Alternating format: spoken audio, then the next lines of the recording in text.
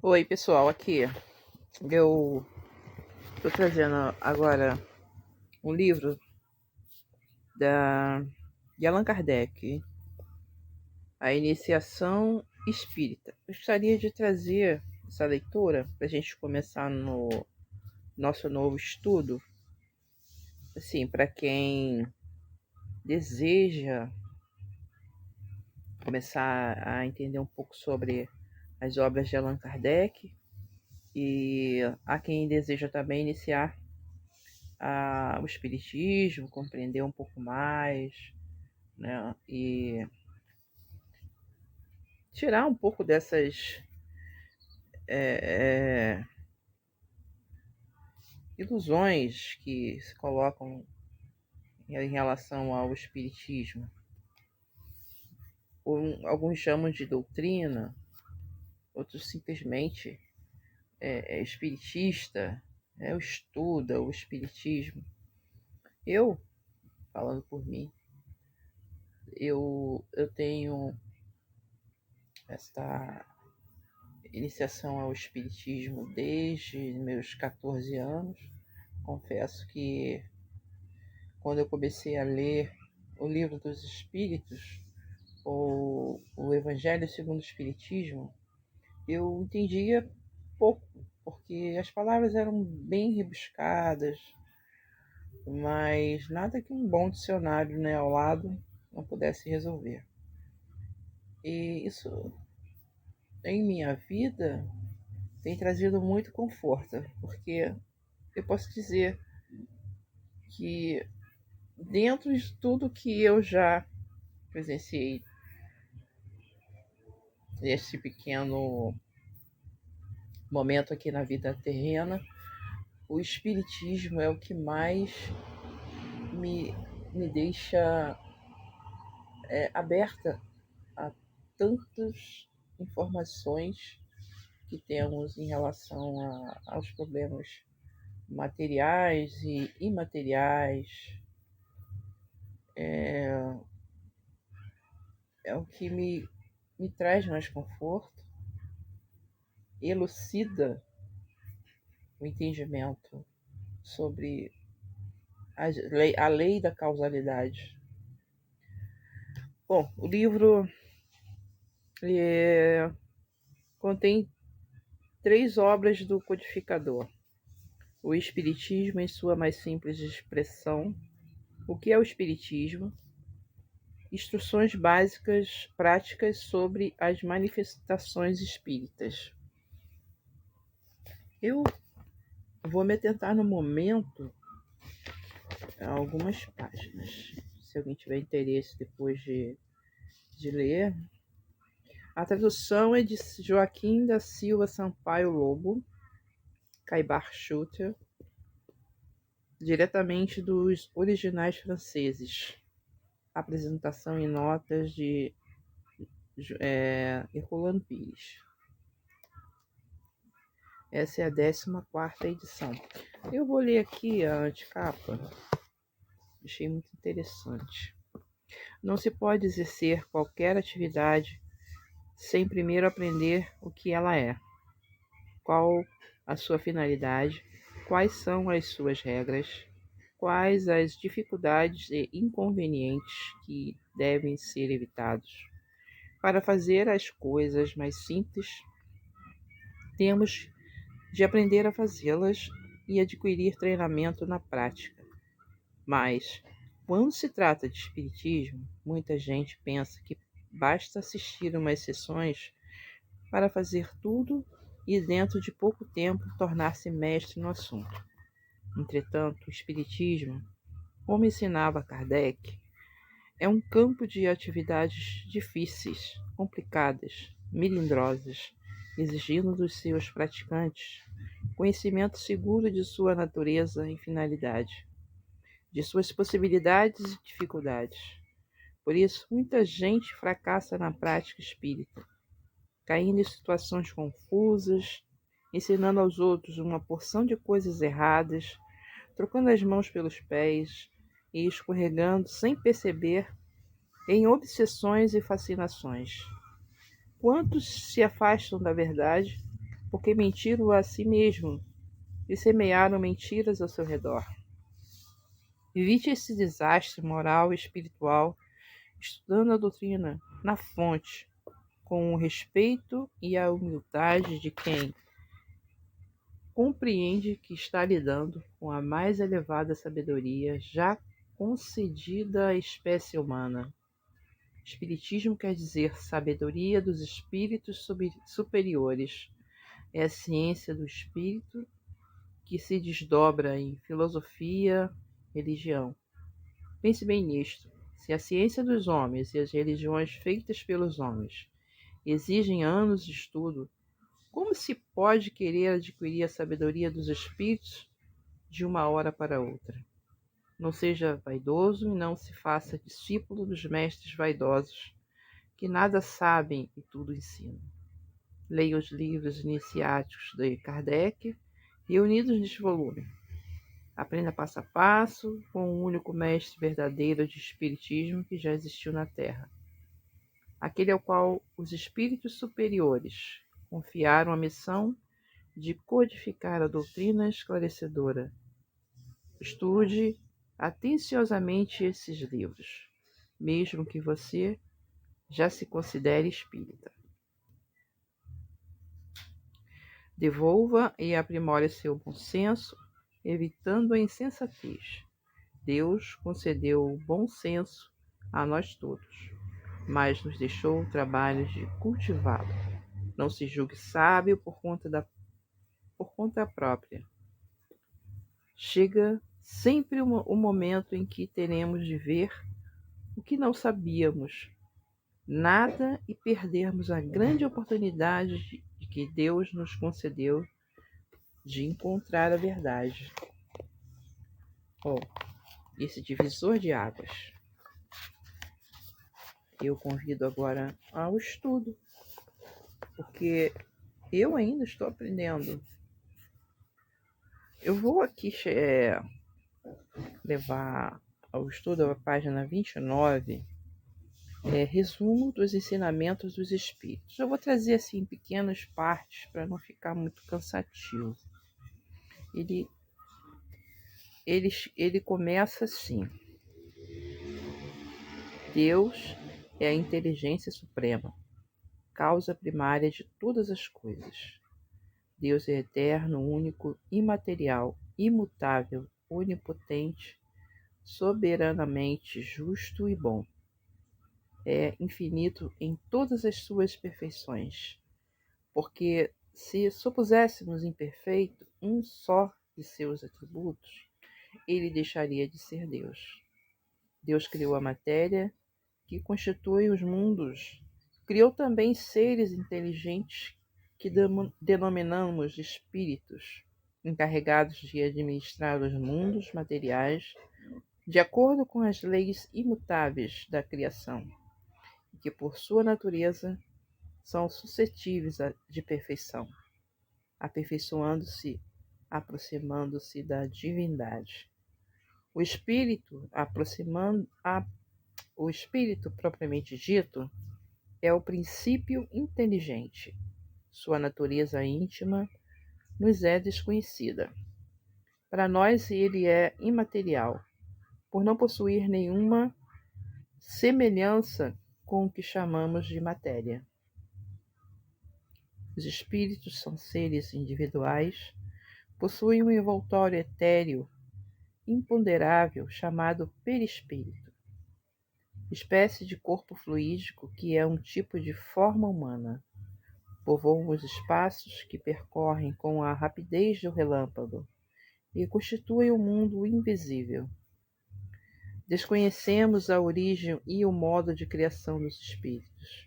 Sabemos somente que foram criados simples e ignorantes, isto é, sem ciência e sem conhecimento do bem e do mal, mas com igual aptidão para tudo, porque Deus, em sua justiça, não poderia isentar a uns do trabalho que houvesse imposto a outros para atingirem a perfeição. Já imaginou se a gente já chegasse aqui perfeitinho, sem precisar aprender nada? Que chato seria, né? A princípio, permanecem em uma espécie de infância, sem vontade própria e sem perfeita consciência de sua existência. Desenvolve-se o livre-arbítrio nos espíritos justamente com suas ideias.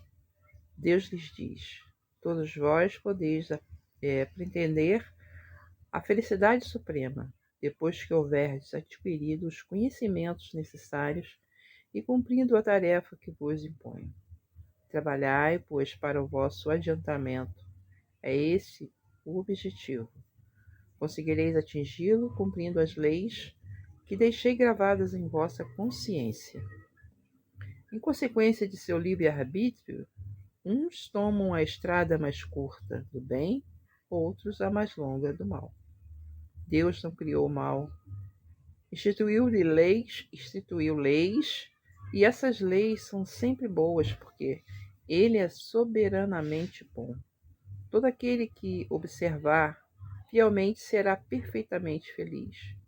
Mas os espíritos dotados de seu livre-arbítrio nem sempre as observam, do que resultou o mal como consequência de sua desobediência.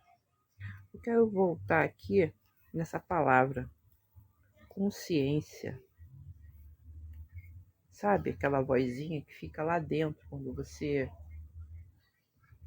faz algo que você sabe que está errado? Aí aquela vozinha fica lá dizendo para você: olha, isso não está legal, você está agindo fora da lei. Gravem bem essa palavra, consciência. Para concorrer como agentes da potência divina para a obra dos mundos materiais, os espíritos revestem temporariamente um corpo material. Esse corpo aí, que nós estamos vestidos, pelo trabalho necessário à vida corpórea, e eles aperfeiçoam sua inteligência e, por observar a lei de Deus, adquirem os méritos que devem levá-los à felicidade eterna. A encarnação não foi, no princípio, imposta como punição ao espírito. É necessária ao seu desenvolvimento e ao cumprimento dos desígnios de Deus, e todos têm de passar por ela, quer escolham o caminho do bem, quer do mal. Mas aqueles que preferem o caminho do bem aperfeiçoam-se mais rapidamente, levam menos tempo para atingir a sua meta e atingem em condições menos penosas. Como é que a gente consegue se aperfeiçoar em relação ao caminho do bem? Conhecendo a si mesmo, o autoconhecimento, e ele traz uma abertura da mente assim, muito, muito legal. Porque quando você passa a se questionar as coisas que você está fazendo e o caminho que você está levando, isso é o caminho do autoconhecimento. O que a gente precisa fazer é observar mais essas questões. Por isso que eu falei da consciência. Ela é a primeira a despertar isso em nós. É a chave que vira para o autoconhecimento. Os espíritos encarnados constituem a humanidade que não está circunscrita na Terra, mas povoa todos os mundos espalhados no espaço. Para aqueles que acharam que a Terra era o único, eu sinto dizer que não, tá? Porque, como disse Jesus, há muitas moradas na casa do meu Pai. Então, provavelmente nós já encarnamos em outros mundos, até podemos chegar aqui à Terra, e por isso nos revestimos com essa matéria, porque aqui é necessário estarmos nesta matéria para cumprirmos também, mas para proteger o nosso espírito, através do perispírito. Procura, leia sobre isso, é interessantíssimo. A alma do homem é um espírito encarnado, para auxiliar no cumprimento de sua tarefa. Deus lhe deu os animais para que a ele se submetam e cuja inteligência de caráter estão de acordo com suas necessidades.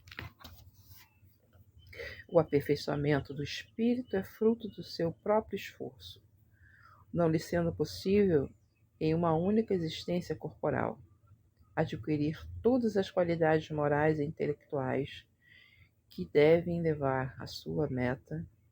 Ele o consegue através de uma série de existências, em cada uma das quais avança alguns passos na senda do progresso. Olha aí. Quantas vezes nós já reencarnamos, quantas vezes nós já erramos, quantas vezes ainda é preciso estudar. Vocês sabem que a gente não fica só aqui, agora nesse momento, lendo este livro, nós estamos estudando aqui com auxílio da nossa matéria, mas Deus é bom. Ele nos concede também esse estudo quando, no momento que estamos deitados e no momento do sono, também podemos estar em comunicação com os espíritos, estudando. No momento de dormir, você pode solicitar essa permissão a Deus, que esteja entre os espíritos bons e possa ir para uma escola, estudar, aprender um pouco mais. O número de encarnações é indeterminado. Depende da vontade do espírito diminuí-lo, trabalhando ativamente pelo seu aperfeiçoamento moral. Assim como depende da vontade do operário terminar um trabalho em um prazo mais ou menos longo. Quando uma encarnação é mal utilizada, torna-se sem proveito para o espírito. Ele terá que recomeçá-la em condições mais ou menos penosas, devido à sua negligência e má vontade. É como durante a vida, quando se fica sujeito a fazer no dia seguinte o que se deixou para fazer hoje, ou quando se tem de refazer um trabalho mal feito. O momento é agora. O momento agora é de estudar, o momento é agora de você voltar para si mesmo, de seguir um caminho. Eu não quero que você vire um espírita, que você se torne um espírita. Eu quero que você se dê a oportunidade de ouvir essa palavra, a palavra que traz essa amplitude de conhecimentos, fora de tantos manuscritos que já conhecemos há tantos anos. Dê essa chance de aprendermos ao que a doutrina espírita vem nos trazer. A vida espiritual é a vida normal do espírito, é eterna. A vida corporal é transitória, passageira, não passa de um instante da eternidade. No intervalo de suas existências corpórea, o espírito é errante. A erraticidade não tem duração determinada. Nesse estado, o espírito pode ser feliz ou infeliz, conforme o bom ou o mau aproveitamento de sua última encarnação. Aqui, quando ele diz em relação à erraticidade, não quer dizer que a gente fica perambulando por aí, né? O espírito fica andando por aí. Por isso que é importante, quando ele diz aqui que vai depender muito do aproveitamento de sua última encarnação. Se você está se dando essa oportunidade de estudar, de compreender mais como é o outro lado, né? Você vai, quando houver o desencarne, você já vai perceber que o que houve. Você não vai ficar se perguntando o que está acontecendo ou então aguardando que haja um paraíso, que Jesus vai trazer os seus, através de seus anjos e trombetas e te levar para um lugar melhor. Vai depender muito de como foi, conforme você viveu a sua última encarnação. É importante dizer aqui que essa erraticidade aqui pode ser em relação o quanto você é materialista, o quanto a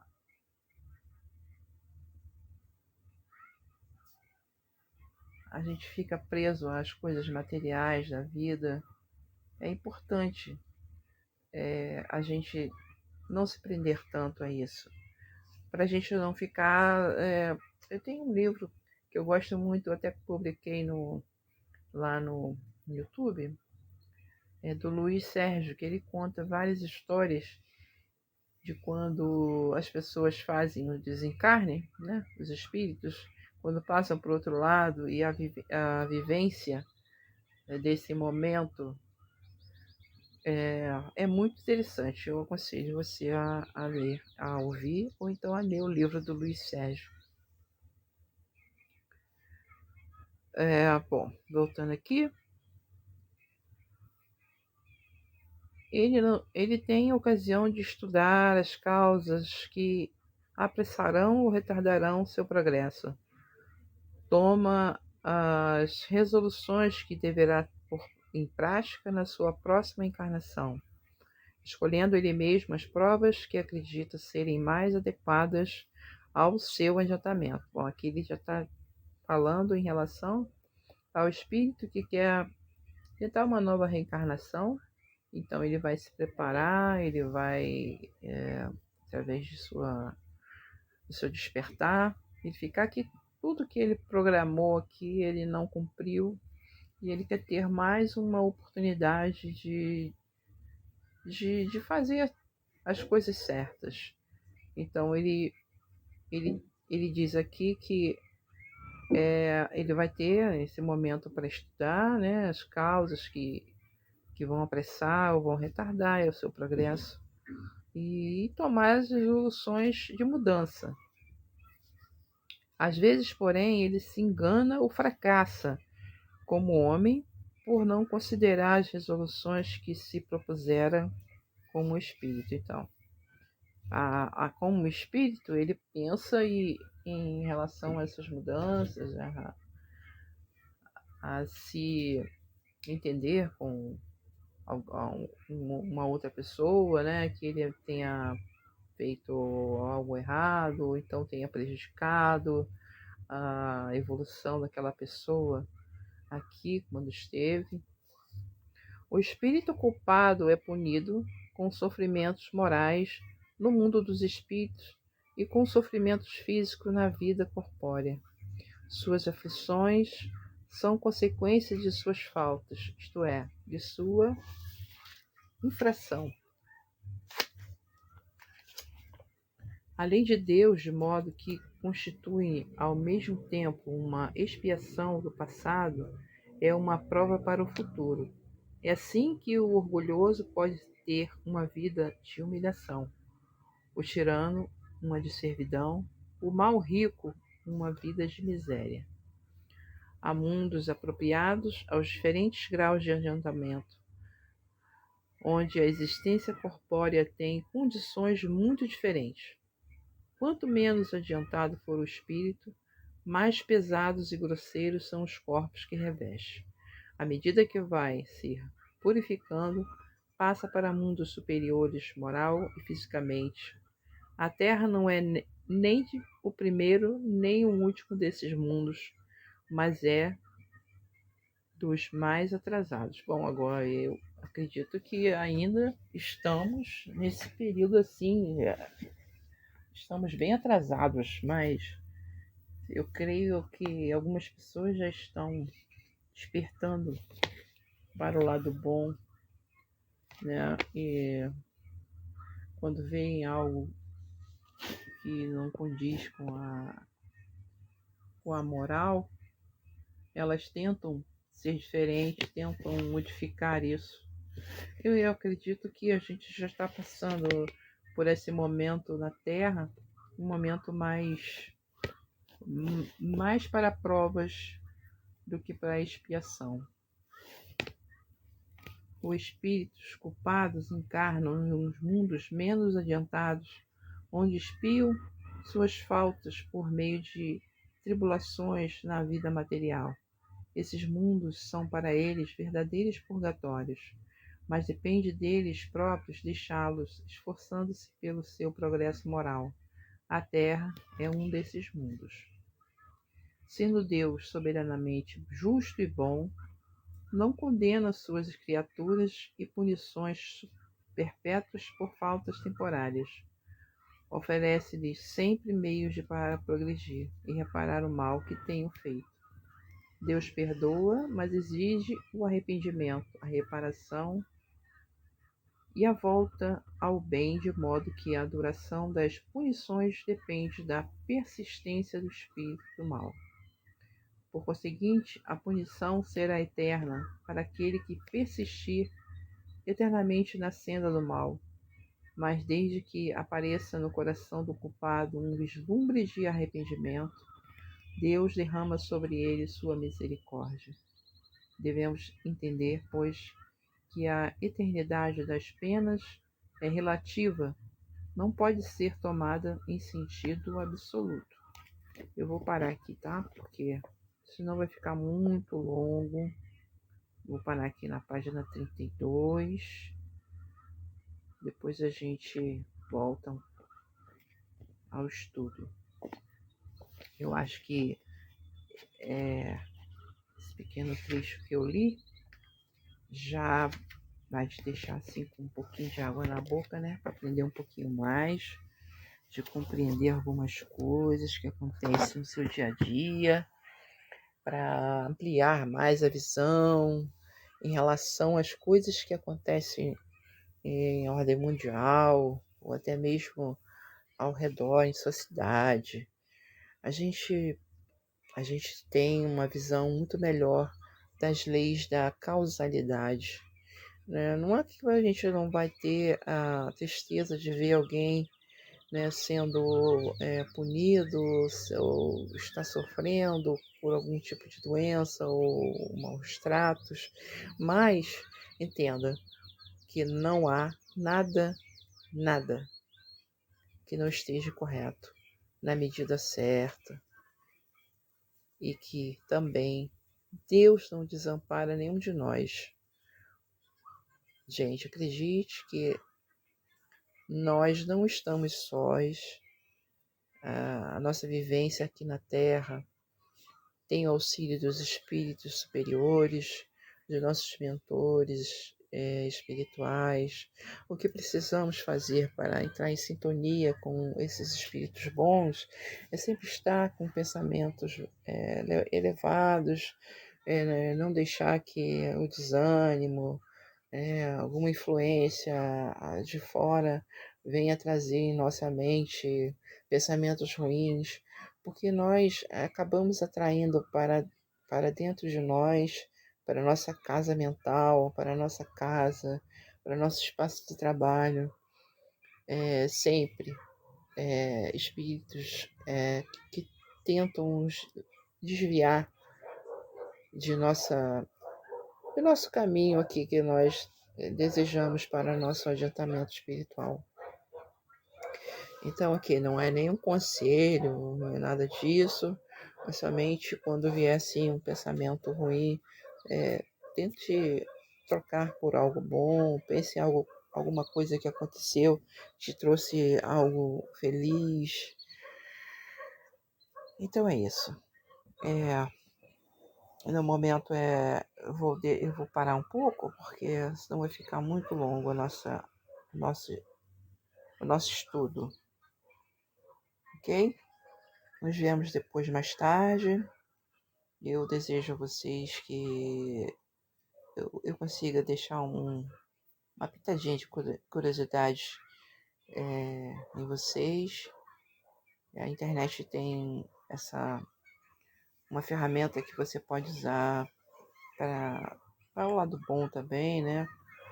Não se deixe desviar quando vier um vídeo ou outro, mas tente se aprofundar mais no estudo e você vai passar a entender como é bom essa oportunidade que Deus nos deu de estarmos aqui e que tudo está certo, não há nada errado.